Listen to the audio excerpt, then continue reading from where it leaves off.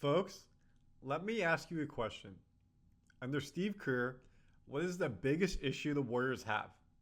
If you're a Warriors fan, you know this answer. If you're not, maybe you don't know. The answer is turnovers. Turnovers. Averaging at least 15 a game.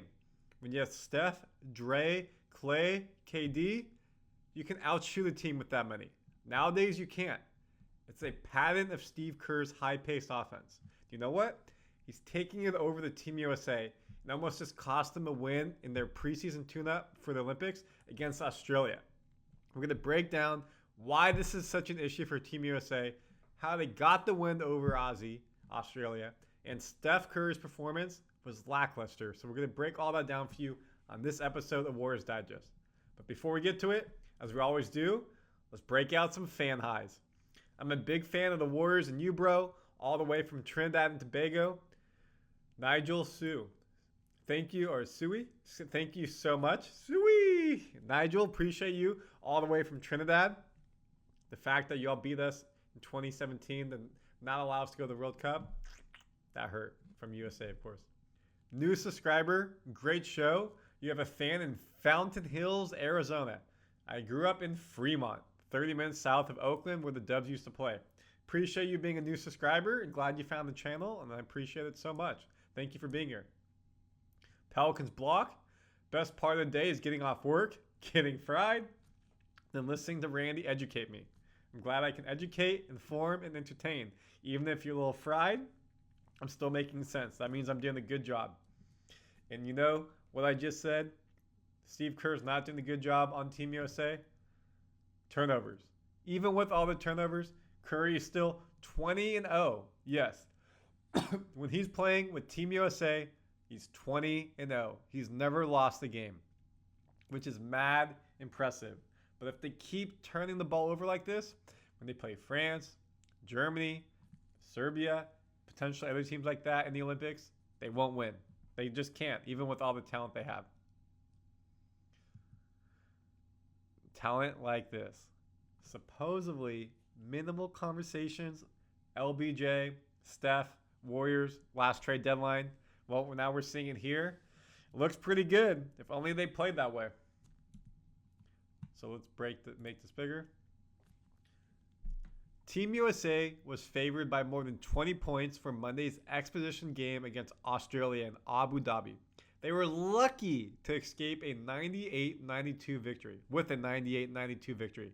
That leaves plenty of questions on the road to the 2024 Paris Summer Olympics. Not good. Not good. They should have blown them out. And they were. They were up around 20 at halftime. We're going to talk about it. And you know what happened? They came back. We saw that in Summer League when the Warriors, and I know you're comparing NBA all-pros, superstars to the Warriors Summer League. Same concept. Turnovers cost you. Turnovers were a major problem for Team USA's slow start against Canada Wednesday night. They trailed 21-14, but they were able to beat the Canadians. Team USA had 8 turnovers and only 3 assists in the first quarter. 8 turnovers, 3 assists in the first quarter. Jeez. However, against Australia, they seemed to clean it up until they didn't. In their second acquisition game, Monday, Team USA only had 1 turnover in the first quarter. Coach Steve Kerr's decision to switch his starting lineup, we're going to talk about this, replacing D Book with Anthony Edwards, he's him, as he says, and Drew Holiday with his teammate in Boston, Jason Tatum, worked in his favor. Edwards was Team USA leading scorer in the first game, giving him 13 points off the bench. He then came out on fire in the starting lineup against Australia, scoring 11 of Team USA's first 19 points, shooting 4 for 4, a perfect percentage.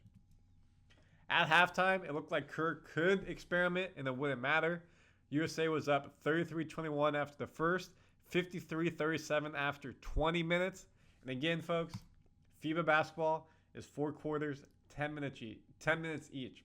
40 minutes. It's not 48 minutes, 4 quarters, 12 minutes. Their 16-point lead was nearly erased during a disastrous second half. Turnovers were a mess. 12 of Team USA's 18 turnovers came in the final 2 quarters. 12. 2 quarters. 6 a quarter on average. Ugh. 7 in the third quarter, 5 in the fourth. And see what that line right there says? Warriors fans are wincing at those numbers because we know it all too well. All too well. It's terrible. Too many turnovers. Sloppy play. Sloppy play. So what about the starting lineup? Curry, James, and Embiid have been Kerr's mainstays in his rotation, despite Embiid fouling out in his first game and not doing the best here. He scored 10 points and was the only starter who had a positive plus-minus at plus 10. However, at plus-minus 10. But he also had 3 turnovers, and his backup, Anthony Davis, was much better. And there were now calls for Anthony Davis to be the starter. Davis, 17 points off the bench for 6 and 10 shooting, topped all Team USA scorers. He looked better at 14 rebounds, and his force in the paint was big. USA gave up around 60 points in the paint to Australia. 60 points in the paint in 40 minutes. That means they're averaging a bucket plus in the paint every minute. Whew. How'd Curry do? He may have still been in the links in this one. He didn't have his best game. Against Canada, he shot the ball well. Here, he didn't. He went 1 for 6 from 3. He had an off day, but as we do know, Warriors fans, when he has an off day, he comes back with a vengeance the next day. And we're going to talk about a little bit more of the stats right now in this game. So the team stats, let's zoom this in a little bit for you. Field goals, they had 1 more, but percentage, we both shot the ball relatively well, 50%. From a defense perspective, this is not good. We do not want them defensively to have that high of a shooting percentage. They shot the ball pretty poor from behind the arc, 3-point. We shot 41% from 3, even though Steph didn't, so it's good to know other people picked it up. But with that being said, we can't give up that much field goal percentage. 35 of 61. It's because they had 60 points plus in the paint. Free throws, we outscored them, but then when we go to turnovers again, 18 turnovers to 13. NBA, international level, when you're giving a team extra possessions, they can get another 2, another 3. They get an offensive rebound. They beat us as well. It's not good. They're going to get more. Again, we looked at some of these stats just so you can see it in a higher level.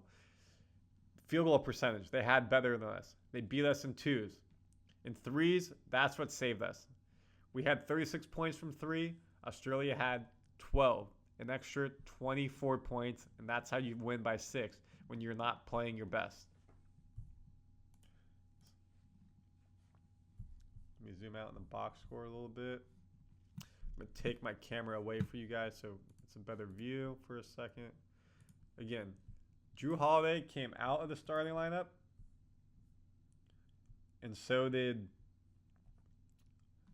Booker for Edwards and Tatum. We look at their field goal percentage. Again, Tatum from 2, shot nice. Steph Curry didn't take a 2-point shot, and he went 1 for 6 from 3. Not ideal. And again, Warriors Digest, we have a look more at Steph Curry and Steve Kerr. Anthony Edwards shot the ball relatively nicely. He was able to get 4 rebounds. Steph only got 1. Steph had 1 assist as your starting point guard. Not good enough. Only 1 turnover, which is nice, but 3 points on the day is not going to cut it as a starter. I don't see Steve Kerr benching Steph Curry whatsoever. If he did, Steph's selfish enough to do something, but still. Bam played nice. Anthony Davis played nice. Their offense is better suited to, I would say, international level because there's a lot of versatility in these European big men, South American big men. Obviously, we played Australia. But Embiid, yes, maybe he's still dealing with his knee injury, is not playing well. Would not be surprised if he ends up coming off and Anthony Davis starts. There's a bunch of people calling for Anthony Davis to be the starter. And I agree. What he could provide in the paint, shot blocking, rim protection, getting us on the fast break, what he provides on offense, inside the arc, outside the arc, pick and rolls, above the rim. He's got it all. If Embiid's not playing healthy and he's not able to go laterally side to side, then we cannot use Embiid. So this is something we have to look forward to. Yes, it's great. He's with us. He could have played for multiple other countries. He chose USA. But we can't just put him there because he's a former MVP and he's a big man. You got to play the offense. At one point as well, do I have it? Kerr had Edwards, Halliburton, Holiday, Adebayo, and Booker. Warriors fans, we know this so well. A 4-guard lineup with Bam at your center, who's more versatile. NBA fans, get used to this. This is Steve Kerr. You're going to be seeing this all summer. So the question is, what's happening next for this team? We got the win in 2 days. So on Thursday, we play Serbia. And yes, they have Nikola Jokic. The current MVP, the Joker, is playing. And he was at this game scouting us. So this will be a big test. South Sudan, take us a relatively easy game here, get some chemistry, and finish up against the European champions, finish up against the FIBA World Cup champions, Germany. It's going to be a massive test. We will know how we're doing for the Olympics going into this game. First game, Serbia. Whoever wins this game will most likely win our group. South Sudan will be walkover. Puerto Rico, you don't play well, you never know, but should win that game easily.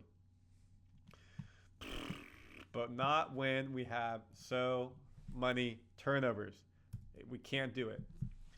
So, folks, comment your thoughts. Again, on Warriors Digest, we follow everything in Warriors news, Warriors land. If it's Summer League, trade rumors, anything around our team. And that includes Team USA. Let's go. You see my USA soccer jersey because they got Steph Curry, Steve Kerr. Any Warriors do anything on their respective international team, we will break that down for you as well. Randy Solar, Warriors Digest. We'll see you on the next episode.